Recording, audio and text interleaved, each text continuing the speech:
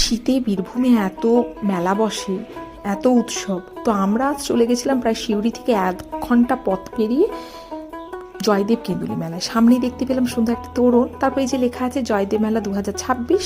তারপর আমরা একটু এগিয়ে গিয়ে আমরা জয়দেব আউটপোস্টের কাছে গাড়ি পার্কিং করে আমরা অজয় নদের পাশে চলে গেছিলাম। আর অজয় নদের চরেই বসেছে পুরো মেলা। তো চলো, আমরা এখন অনেকটা পথ হাঁটাহাঁটি করে এই যে বেশ ছোট বড় ঠাকুর দেখতে পেলাম রাস্তার দুদিক বরাবর। বিশাল বড় জায়গা জুড়ে মেলা বসেছে। আসার সময় তো ভেবেছিলাম আমরা একাই যাব, এই দুপুরবেলা নিশ্চয়ই কেউ থাকবে না। একদমই নয়, প্রচুর ভিড় ছিল। আর আজকেই যেটুকু অ্যানাউন্স করছে যে আজ আর বাউল হবে না। আর যেতে যেতে আমরা সুন্দর একটা ব্ল্যাক কালার ঘোড়া দেখলাম, আর ইনি একজন লোক যিনি ঘোড়াটাকে বিরক্ত করছিলেন, আর যেটা দেখে হানিবানি বড্ড ভয় পেয়ে গেছেন। মেলার ভেতরে ঢুকে দেখি এরকম কি সুন্দর তোরণগুলো বিক্রি হচ্ছে। তারপর আমার চোখ গেল এই যে ছোটোখাটো জিনিস বাচ্চাদের, যেটা হানিবানিতে খুবই পছন্দ হবে।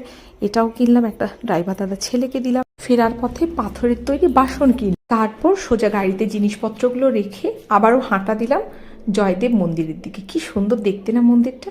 তো আমরা জয়দেব মন্দিরে ঠাকুর প্রণাম করলাম।